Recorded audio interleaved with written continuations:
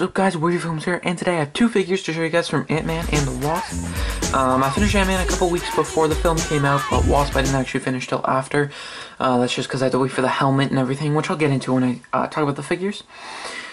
So yeah, not much to say about these guys, so I guess we'll just jump right into the showcase. Alright guys, and we'll start off with the first figure, which is AntMan. Again, like I said, it was the first figure that I actually made out of the two. Really happy with how he turned out. So I guess we'll just start going into it. So the helmet is the regular AntMan helmet. I sculpted over the mouth part, and then I sculpted these little parts on the side here and here, because he had these little lines that came down on the sides of his mask, so I just thought sculpting it would be the best way to get around that. I really wanted to keep the translucent lenses, so I did, but these top parts weren't translucent, and on the new helmet, the sides here also weren't translucent, so I painted over those. But the helmet, the eyes are still translucent. I just have a Chris Pratt face underneath. This is not the head that I use for Scott Lang, because I will show you in a second that I have a better Scott Lang head. This one is just for under the helmet because I didn't want to paint the neck on the other head black. So this head just kind of works for a quick purist Scott Lang, so I just thought I can use that and just put the helmet on. You can't even really tell. For the torso, I really wanted to get that texture that he has on the suit in there, so I actually cut out a piece of fabric and glued it on and painted it red.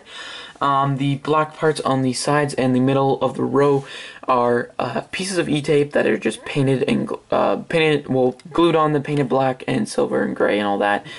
The belt here is E-tape, and the legs are completely painted by me, and I'm actually really happy with the design of these, how clean they came out. Not so much the back, but the front. The back of the torso was actually kind of rushed, so it might not look as good as the front, but it's just for the little part here, I don't really know what to call it. It was just two pieces of E-tape, one for the bottom part, one for the top part, and then more fabric for the texture. And then on the arms, it's just painted with the gauntlets being E-tape and the buttons there being painted on. So yeah, this is probably my favorite AntMan outfit so far. I wasn't a huge fan of the one in the first AntMan because it looked so big and bulky. So when I saw the Civil War one, I didn't like the gray on it, but it was okay, and I kind of liked that the Hank Pym AntMan and the Scott Lang AntMan in the MCU at least have different costumes. Just so you can I can easily differentiate it in my head.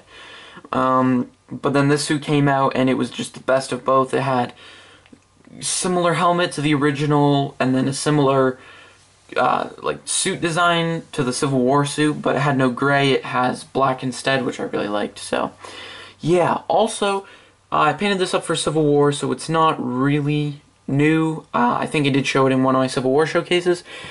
But I do have this little AntMan, like I said, it's based on the Civil War outfit, so there's gray on the torso and the arms, but I don't know, just for a little guy, it holds up still, and I did not make a custom Giant Man, nor will I plan on it. So yeah, that is it. Almost forgot to show you guys the alternate Scott Lang head I have. So this figure here was made by my friend Darren Customs last year at Brick Fair for me, back when they had set pictures for Infinity War, because they were filming Infinity War and Avengers 4 back to back. There were set pictures that leaked online of Scott Lang in Infinity War, but it was actually him from Avengers 4 in this outfit. So I thought he was going to be in Infinity War, and I really like my friend Sean's Scott Lang head. And I asked him if he could make me one, so he made me this, and I love this Scott Lang head so much. And now I have it for Avengers 4 instead of Infinity War. But I can take this head and use it instead of the Chris Pratt head, like I said. And just because this is a separate figure, I just didn't want to paint the black on the neck for AntMan, or for the helmet, because I still have to put it onto this torso. So yeah, that's it for Scott Lang AntMan. Alright guys, and now we have Hope Van Dyne, the Wasp. Disclaimer, want to point this out. A lot of people are saying that it's not gunmetal, it's gold, but personally when I look at it, it looks gunmetal. I know the main argument is, why would Marvel make the suit gunmetal when it's gold and yellow in the comics? I know it's gold and yellow in the comics, but to me, the suit just looks really, really gunmetal. And people are pointing out that it's like a darker bronze or like a dark gold or something, but to me, I think those are just highlights off of the gunmetal, because gunmetal is like silver, so it's really reflective.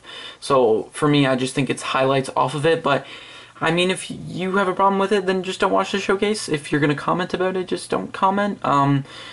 Yeah, personally, I see gunmetal, and it's my figure, so I painted gunmetal. If you have a problem with it, I don't care, make your own. So, that's just what I wanted to say for the start.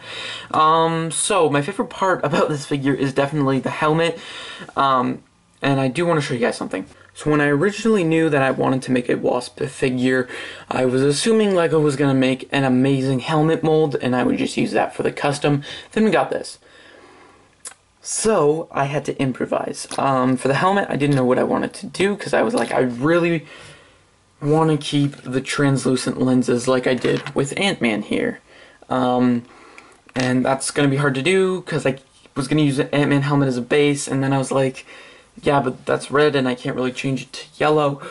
But then, I was saved by China. I saw a picture somebody posted of an upcoming wave of knockoff figures, and one of them was this, and it's a Wasp from AntMan and the Wasp, but it comes with a knockoff AntMan helmet with yellow translucent lenses, and I knew as soon as I saw this I was going to use this for my Wasp custom. So the main problem that I had once I got it was that Wasp's lenses actually it's one big lens, it connects in the middle, and I didn't know how I was going to do that because this actually has the nose piece over it.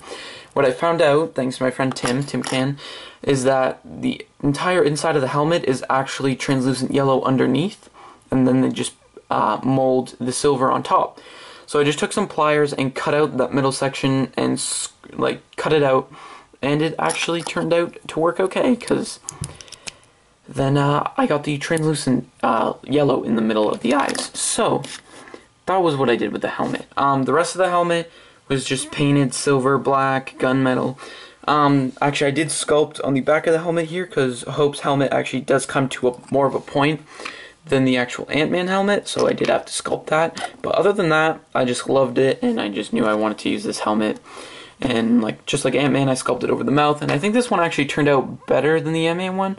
Sculpting over the mouth looks a lot more clean on this one, and a lot more flat, which I like.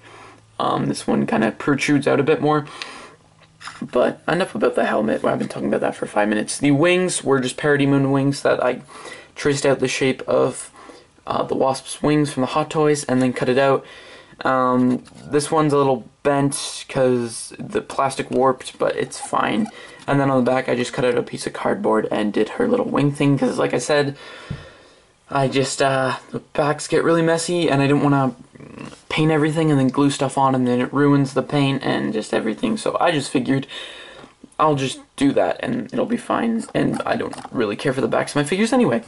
The rest, so I sculpted these here because I wanted that to be 3D just like some of my figures, and I was kind of freaking out because I still wanted to do the fabric texture, and I knew I couldn't, they're rounded, so I can't really wrap fabric on them. So to get the texture, this was suggested by my friend Jason.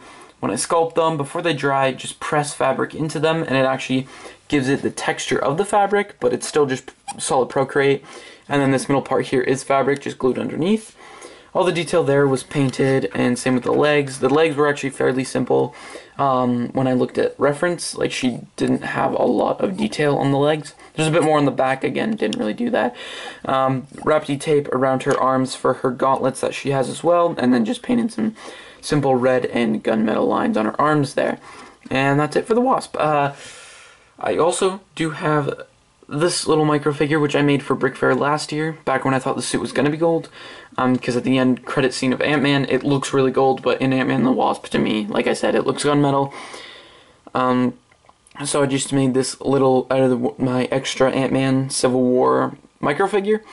So yeah.